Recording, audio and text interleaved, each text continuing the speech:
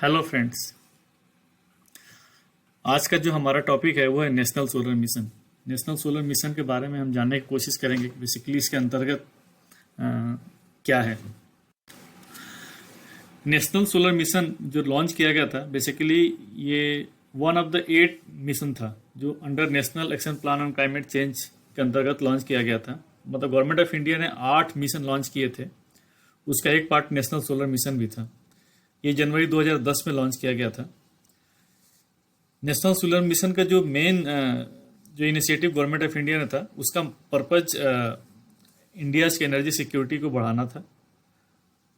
साथ साथ में हमें इकोलॉजिकली सस्टेनेबल ग्रोथ को भी अचीव करना था और क्लाइमेट चेंज के जो चैलेंजेस है उसको भी मीट करना था। एक्चुअली आज की डेट में आपको पता है कि क्लाइमेट चेंज एक बहुत बड़ा इशू हो गया है। इसमें सारे कंट्री जो है इसको मिटिगेट करने के लिए सब हर कंट्री का एक अपना अपना टारगेट है और इंडिया एक बहुत बड़ी कंट्री है तो इसके अपने भी खुद के टारगेट हैं। तो 2010 में जो मिशन जो लॉन्च किया गया था 8 मिशन, बेसिकली उसी क्लाइमेट चेंज के अंतर्गत जो उसके चैलेंजेस है उसको मिटिगेट करने के लिए लॉन्च किया गया था। ये आप देख रहे हैं, ये आप देखिए 8 जो मिशन लॉन्च किए गए थे under national action plan on climate change. ये 8 मिशन हमारे ये हैं: national solar mission, national mission for enhanced energy efficiency, national mission on sustainable habitat, national water mission, national mission for sustaining the Himalayan ecosystem, green India mission, national mission for sustainable agriculture और national mission on strategic knowledge for climate change. तो जो सारे missions थे, आप इनका नाम से ही पता चल रहा है कि इनका मेन पर्पज क्या था।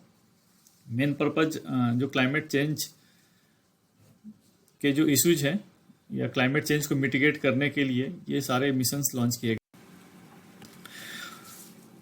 नेशनल मिशन का मेन ऑब्जेक्टिव क्या था, पर्पज क्या था, इसको जब लॉन्च किया गया था तो इस मिशन के थ्रू हम लोग क्या अचीव करना चाह रहे थे। तो 3 या 4 मेजर ऑब्जेक्टिव थे जो इसको अचीव करना था। एक तो ये था कि इंडिया को as a global leader solar energy के फील्ड में एस्टेब्लिश करना था। इस मिशन का जो टारगेट एक और जो था, मतलब 2022 तक ग्रिड पैरिटी को अचीव करना था। तो आज की डेट में हम ऑलरेडी बहुत पहले ग्रिड पैरिटी को अचीव कर चुके हैं। आज की डेट में सोलर का जो रेट है ये 2 रुपये के आसपास आ गया। जो रिसेंट अभी जो टेंडर निकला है 2 रुपये का आ गया है। तो इवन ग्रिड पैरिटी से कम भी हमारा सोलर में टैरिफ आ गया है। दूसरा टारगेट जो हमारा ऑब्जेक्टिव क्या था इसमें कि सोलर टेक्नोलॉजी को सेंट्रलाइज और डिसेंट्रलाइज, मतलब इसका मतलब ये है कि सेंट्रलाइज का मतलब जो बड़े प्रोजेक्ट सिंगल लोकेशन पे हमें एस्टेब्लिश करना, प्लस डिसेंट्रलाइज लेवल। डिसेंट्रलाइज मतलब ऑफ ग्रिड सोलर सिस्टम जिसमें हीटिंग सिस्टम भी आता है, solar water heating system, solar lighting system, solar cooking system. इसको भी हमें बढ़ावा देना था कि सो दैट कि रूरल एरिया जहाँ पर हम लोग नहीं पहुँच सकते हैं या जहाँ पर थोड़ा सा इश्यूज है, तो इसके थ्रू हम लोग उस टारगेट को अचीव कर सकें। इस मिशन के अंतर्गत ये हमें रखा गया था कि ऐसा पॉलिसी रेगुलेटरी इन्वायरमेंट क्रिएट किया जाए सो दैट कि हमारा जो टारगेट है, ये जो हमारा सोलर डिप्लॉयमेंट है, सोलर प्रोजेक्ट्स का डिप्लॉयमेंट है, इजीली किया जा सके। तो ये हमारे ऑब्जेक्टिव थे मिशन के अंदर का जो अचीव करना। टारगेट क्या रखे गए थे हमारे मिशन में, तो हमारे मिशन के अंतर्गत मेजर जो टारगेट रखा गया था वो था 20,000 megawatt grid connected solar project 2022 तक लगाने का। ऑफ ग्रिड में हमारा था 2,000 मेगावाट जो था 2022 तक लगाने था। ग्रिड कनेक्टेड में 20,000 megawatt. Of grid applications 2,000 megawatt लगाने थे मैं 2022 तक। सोलर थर्मल कलेक्टर जो था 20 मिलियन यूनिट तक लगाने थे 2022 तक का। और लाइटिंग सिस्टम भी हमारा था 20 मिलियन सोलर लाइटिंग सिस्टम था 2022 तक लगाने थे रूरल एरियाज के लिए। इसके अलावा हमें एक सोलर मैन्युफैक्चरिंग को बढ़ावे, मतलब इस टाइप से कंडीशन क्रिएट किया जा सके हमारे अपनी डोमेस्टिक सोलर मैन्युफैक्चरिंग भी बढ़ सके। आज की डेट में हमारी सोलर मैन्युफैक्चरिंग जो कैपेसिटी है ये है 3,000 मेगावाट सोलर सेल्स की और 8 से 10,000 मेगावाट सोलर मॉड्यूल की कैपेसिटी है। सोलर मैन्युफैक्चरिंग की अगर हम बात करते हैं तो उसमें बहुत सारे स्टेजेज हैं। आप सबको पता ही है कि बेसिकली जो सोलर पैनल बनते हैं ये सिलिका से बनते हैं। तो इसमें स्टेजेस थोड़ा सा आपके नॉलेज के लिए हम बता देते हैं। इसमें स्टेजेस क्या आते हैं। सिलिका से पॉलीसिलिकॉन बनाते हैं, पॉलीसिलिकॉन से इनगॉट, इनगॉट से वेफर, वेफर से सेल, सेल से मॉड्यूल। तो जो इतने सारे स्टेजेज हैं, इंडिया में बेसिकली 2 स्टेजेज ही हैं जो लास्ट वाले स्टेजेज हैं, वो है वेफर से सेल बनाने का और सेल से मॉड्यूल बनाने का। इससे जो पहले वाले स्टेजेज है इंडिया में वो अभी कैपेसिटी नहीं है। तो इस मिशन का एक जो बहुत बड़ा टारगेट ये भी रखा था कि हम सोलर मैन्युफैक्चरिंग कैपेसिटी को भी बढ़ावा दे सकें इंडिजीनियस, कि जो सो दैट कि हम दूसरी कंट्री पर दूसरी कंट्री पर हम डिपेंड ना हो सकें। बट हम आज की डेट में जो आप देख सकते हैं 2010 में लॉन्च किया गया था और 2020 चल रहा है, तो हम इस मैन्युफैक्चरिंग टारगेट को हम लोग अचीव नहीं कर पाए हैं, जो हमारा जो पर्पस था। चलिए हम आगे। बेसिकली जब जो मिशन लॉन्च किया गया था तो ऐसा तो नहीं कि मिशन कुछ भी लॉन्च किया सकते सोलर के फील्ड में। इंडिया का पर्सपेक्टिव क्या है, इंडिया सोलर के फील्ड में क्या उस फील्ड को, उस टारगेट को, उस ऑब्जेक्टिव को हम अचीव कर पाएंगे कि नहीं कर पाएंगे। तो इंडिया का हम देखते हैं सोलर के रिस्पेक्ट में क्या हमारा इंपॉर्टेंस है, क्या रिलेवेंस है सोलर एनर्जी का है। तो इंडिया का एक बहुत ही स्ट्रेटजिक और बहुत ही इंपॉर्टेंट और बहुत ही बोल सकते हैं बेटर कंट्री है सोलर एनर्जी डिप्लॉयमेंट के लिए। एक तो ये है कि एबंडेंट सोलर एनर्जी यहाँ पर अवेलेबल है हमारे यहाँ, और 300 सनी डेज अवेलेबल रहती है। मतलब सोचिए 300 दिन तक हमारे यहाँ ऑन एन एवरेज सूर्य का प्रकाश मिलता रहता है। सोलर इंसुलेशन भी हमारे यहाँ बहुत है, 4 से 7 यूनिट पर स्क्वायर मीटर पर डे, जो कि एक अच्छा ही कहा जाएगा। ये रेंज इसलिए दी गई है कि जो 4 रुपये से 4 यूनिट से 7 यूनिट का जो रेंज दिया हुआ है, तो 7 यूनिट जो है हमारे राजस्थान हो गया, ये लद्दाख हो गया, जो गुजरात हो गया, यहाँ पर हम लोग पा सकते हैं। जो 4 है वो नॉर्थ ईस्टर्न स्टेट हो गए, तो वहाँ पर हम लोग कम मिल सकते हैं। तो ऑन एन एवरेज इस रेंज में फिर भी हमारे यहाँ कैपेसिटी जो है बहुत इजीली आ सकती है। हमारे यहाँ लोकेशन भी बहुत अच्छे हैं। अगर हम स्टेट्स की बात करते हैं तो राजस्थान, गुजरात, मध्य प्रदेश, कर्नाटका, आंध्र प्रदेश, यहाँ पर बहुत ही लगे भी हैं और चांसेस भी हैं। यहाँ पर सोलर इंसुलेशन भी अच्छे हैं, तो लग सकते हैं।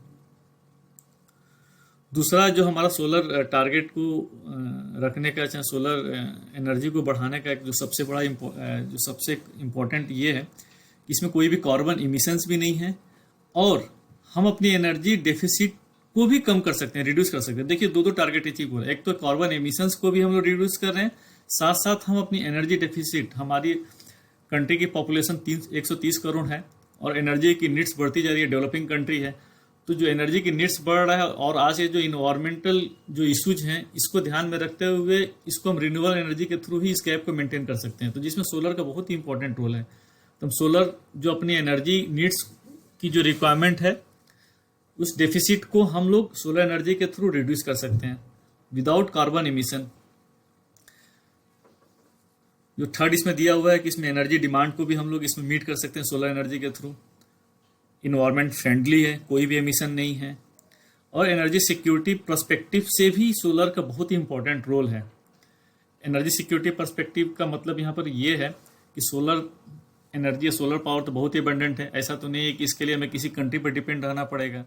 इसलिए एनर्जी सिक्योरिटी भी, इससे हम सोलर पावर के थ्रू, सोलर एनर्जी के थ्रू में एनर्जी सिक्योरिटी को भी अचीव कर पा रहे हैं, जो कंट्री के लिए बहुत ही अच्छा है।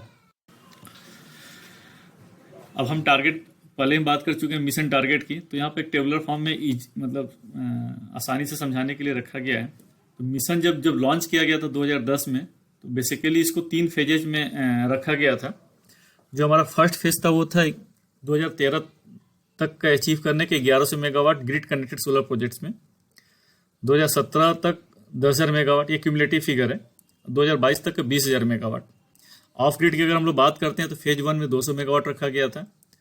फेज 2 तक 1,000 मेगावाट अचीव करना था। फेज 2 में 1000 नहीं, फेज 2 तक मतलब 2017 तक 1000 मेगावाट, जिसमें 200 मेगावाट भी इंक्लूडिंग है। सेम ऐसे ही फेज 3 तक हमें 2000 मेगावाट अचीव करना था। सोलर कलेक्टर की बात करते हैं तो हमें 2022 तक का 20 मिलियन स्क्वायर मीटर हमें अचीव करना था। बट दो हम लोग क्या देखते हैं कि जुलाई 2015 में गवर्नमेंट ऑफ इंडिया ने जो ग्रिड कनेक्टेड सोलर प्रोजेक्ट्स का जो टारगेट था 20,000 मेगावाट 2022 तक अचीव करने का, इसको रिवाइज कर दिया। 20,000 मेगावाट को इंक्रीज करके उसने 1 lakh megawatt government of India ने टारगेट बढ़ा दिया। कितना huge target government of India ने रखा है। इसी से पता चलता है कि हमारी कंट्री कितनी कंसर्न्ड है इन्वायरमेंट के प्रति।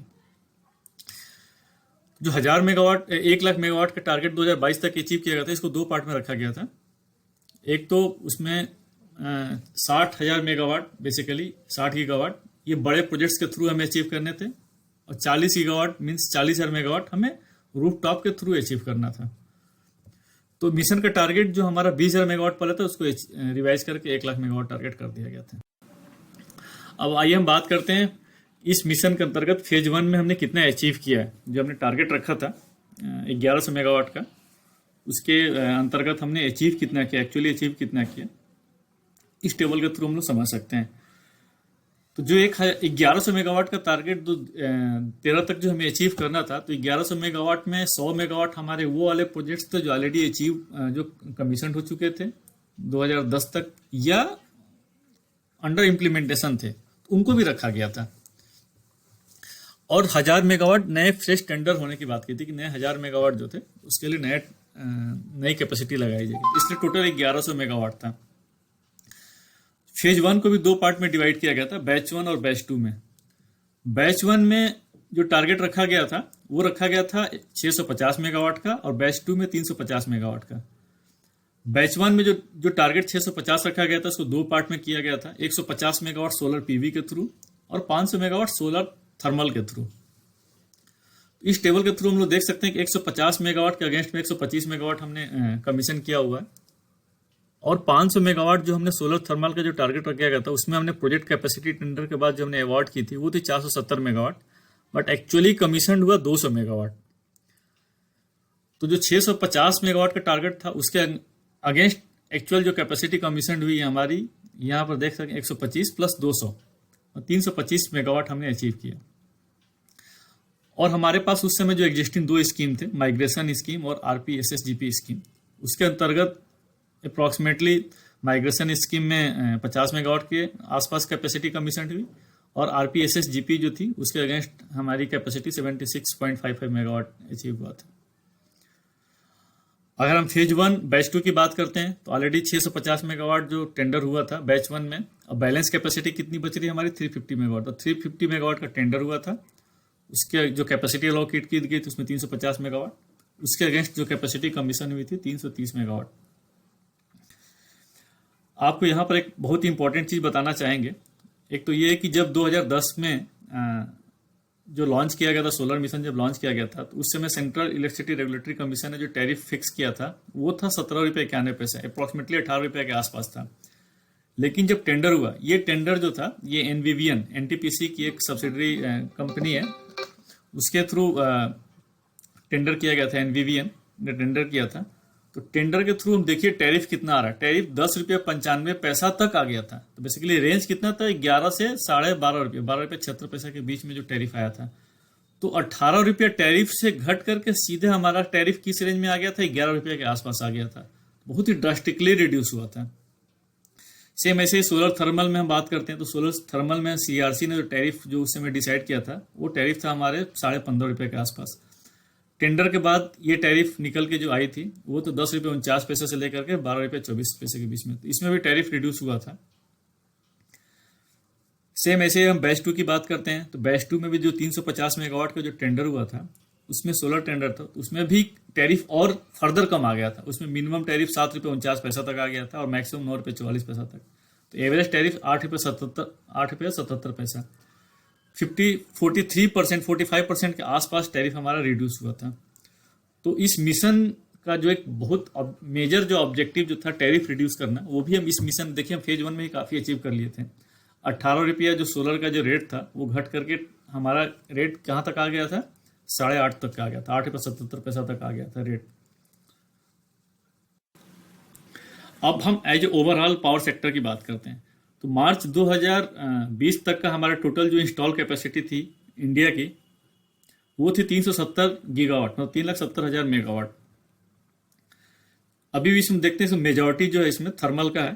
थर्मल है 230 गीगावाट के आसपास है, न्यूक्लियर 6.78 गीगावाट, हाइड्रो हमारी 45 गीगावाट और रिन्यूएबल 86.76 गीगावाट। इस रिन्यूएबल में हमारा जो हाइड्रो है बेसिकली 25 मेगावाट से जो छोटी कैपेसिटी है हाइड्रो की, उसको हम अभी रिन्यूएबल में भी कंसिडर करते हैं। लेकिन जो अभी नई पॉलिसी है गवर्नमेंट ऑफ इंडिया जो नए इसकी, उसके हिसाब से जो बड़े हाइड्रो प्रोजेक्ट्स हैं वो भी रिन्यूएबल्स में आ गए थे, बट इसमें अभी कंसिडर नहीं किया गया है। तो जो टोटल इंस्टॉल कैपेसिटी है उसमें रिन्यूएबल का जो परसेंटेज है 24% with respect to installation, not generation. ये बहुत ही इंपॉर्टेंट है क्योंकि रिन्यूएबल का जो जनरेशन है CUF बोलते हैं, कैपेसिटी यूटिलाइजेशन फैक्टर, या PLA बोल सकते हैं, प्लांट लोड फैक्टर, ही कम होता है। तो installation in terms of installation जो रिन्यूएबल का परसेंटेज है 24%, बट मेजॉरिटी अभी भी थर्मल की है जो कि अराउंड 62% के आसपास है। अब हम रिन्यूएबल्स के ब्रेकअप, तो जो रिन्यूएबल एनर्जी कैपेसिटी है ये भी 28 फरवरी 2020 तक का फिगर इसमें दिया हुआ है, मार्च का ही मान लीजिए। तो 86.76 गीगावाट में जो रिन्यूएबल्स में जो लिया गया है, हमारे 5 कंपोनेंट लिए गए हैं: small hydro, wind, bio, solar, waste to energy. तो स्मॉल हाइड्रो का जो कंपोनेंट है ये हमारा 4.68 gigawatt, wind 37.7 gigawatt, bio 9.86 gigawatt, solar 34.4 gigawatt, waste to energy 0.14 gigawatt. तो इस टेबल से पता चला कि मेजॉरिटी जो है आपका सोलर और विंड ही है। सोलर 40% के आसपास और विंड 44% के आसपास है। तो अप्रॉक्सीमेटली 84% तो हमारा सोलर प्लस विंड में ही हो जा रहा है।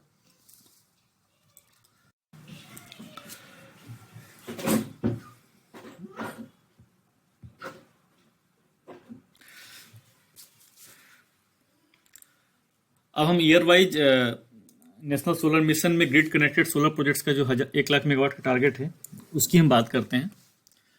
उससे पहले हमने देखा कि जो 20,000 मेगावाट का जो टारगेट रखा था बेसिकली 3 फेजेज में था, फेज 1, फेज 2, फेज 3। फेज 1 तो हमारा 2013 तक का था, फेज 2 2017 तक का था और फेज 3 जो था 2022 तक का था। अब जो टारगेट रिवाइज हो गया था उसके बाद इस फेजेस का कोई सेंस नहीं रह जाता है अब इसमें, क्योंकि 1 लाख मेगावाट के बाद फिर उसके बाद ईयरली टारगेट रखा गया था इसमें। ये टारगेट आप इस टेबल के थ्रू समझ सकते हैं। ये ईयर वाइज 2015-16 से दिया गया था, क्योंकि जो टारगेट रिवाइज किया गया था तो बेसिकली 2015 में ही किया गया था। तो आप इसमें देख सकते हैं कि ईयर वाइज टारगेट 2015-16 में 2000 रखा गया था, 2016-17 में 12,000 मेगावाट रखा गया था, 2017-18 में 15,000 रखा गया था, 2018-19 में 16,000 रखा गया था, 2019-20 में 17,000 रखा गया था, 2020-21 में 17,500 रखा गया था, 2021-22 में 17,500 रखा गया था, जो कि क्यूमुलेटिव फिगर 1 लाख मेगावाट हो गया था। मैं आपको इसमें थोड़ा सा एक और चीज़ अपडेट करना चाहता हूँ। जब ये नेशनल सोलर मिशन जब रिवाइज किया गया था टारगेट, तो उस समय जो टारगेट अचीव करना था बेसिकली ये मार्च 2022 तक टारगेट अचीव किया गया था। लेकिन अभी मिनिस्ट्री ने नए नोटिफिकेशन के थ्रू इस टारगेट को मार्च 2022 से चेंज करके दिसंबर 2022 तक का कर दिया गया है। तो अब जो टारगेट है हमारा दिसंबर 2022 तक का 1 लाख मेगावाट का टारगेट अचीव करने का है। अब इस टेबल के थ्रू हम लोग देखने की कोशिश करेंगे कि इसमें एक्चुअली ईयर वाइज कैपेसिटी कितनी हमारी इंस्टॉल हुई है। इस टेबल से हम देखते हैं कि जो अभी 2015 तक की हमारी जो कैपेसिटी थी, जो टोटल क्यूमुलेटिव कैपेसिटी 3,743 मेगावाट हमने अचीव कर लिया था। 2015-16 में 3,018 हमने कैपेसिटी लगाई है, 2016-17 में 5,525 लगाया है, 2017-18 में 9,362 लगाया है, 2018-19 में 6,529 लगा है मेगावाट, 2019-20 में 6,447 मेगावाट लगा है, जो कि मार्च 20 तक का जो क्यूमुलेटिव है हमारा अभी सोलर कैपेसिटी वो है 34,627 मेगावाट। जबकि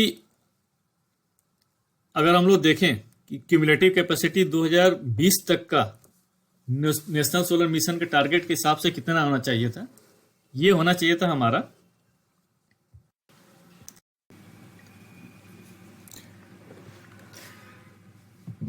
तो अभी तक जो हम लोग देख रहे थे 2019-20 तक का जो कैपेसिटी कमीशन हुई थी वो हमारी 34,627 मेगावाट कमीशन हो गई थी।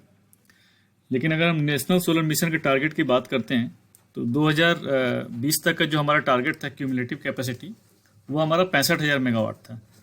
तो 65,000 मेगावाट के अगेंस्ट में 35,000 मेगावाट के आसपास हमने अचीव किया है। तो मतलब गैप 30,000 मेगावाट का अभी भी है। तो अभी भी नेशनल सोलर मिशन के अंतर्गत जो भी कैपेसिटी जो है केवल 2 साल की ही बच गई है, 2020-21 और 2021-22। 2020-21 में भी ऑलरेडी हम लोग अभी दिसंबर मंथ चल रहा है, तो बहुत ज़्यादा टाइम नहीं बच गया है और 2000 मेगावाट के आसपास ही इस बार कैपेसिटी कमीशन हो गई है। तो थोड़ा सा टारगेट टफ लग रहा है कि 2022 तक हम अचीव कर पाएंगे। फिर भी 20,000 मेगावाट का टारगेट हमने बहुत पहले ही अचीव कर लिया था, जो पहले रिवाइज करने से पहले जो टारगेट रखा गया था। तो ये कुल मिलाया जाकर जो हमारा नेशनल मिशन का जो ओवरव्यू था, आपको आइडिया लगे। अब इसको मैं थोड़ा समराइज करना चाहता हूँ नेशनल सोलर मिशन को। बहुत लोगों को कन्फ्यूजन ये रहता है कि नेशनल सोलर मिशन में जो कैपेसिटी कमीशन हो रही है स्टेट में या जो प्राइवेट लोग लगा रहे हैं वो भी काउंट होता है क्या? तो मैं आपको ये बताना चाहूँगा कि इंडिया में कोई भी सोलर कैपेसिटी लग रही है, चाहे वो स्टेट स्कीम में लग रही हो, सेंट्रल स्कीम में लग रही हो, कोई प्राइवेट अपने घर पे लगा रहा हो, कहीं कैसे भी लगा रहा, तो वो सारी कैपेसिटी की हम बात करते हैं, ना कि कोई इंडिविजुअल स्टेट स्कीम में आ रही है चाहे किसी स्कीम में, तो हम उसकी बात नहीं करते हैं। जो भी कैपेसिटी ऑल ओवर इंडिया लग रही है वो सारे सोलर मिशन में काउंट किया जाता है।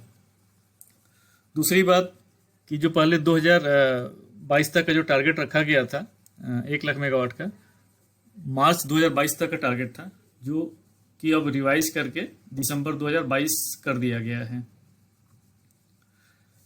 तीसरी बात, पहले 20,000 मेगावाट का टारगेट था, जो कि रिवाइज करके 2015 में 1 लाख मेगावाट टारगेट कर दिया गया था। तो 3-4 बातें आपको याद रखने वाली बातें हैं। ये था ओवरव्यू सोलर मिशन का। आपको कैसा लगा आप ज़रूर इसके बारे में हमें फीडबैक दें। अगर आपको अच्छा लगा है तो आप इसको लाइक करें। धन्यवाद।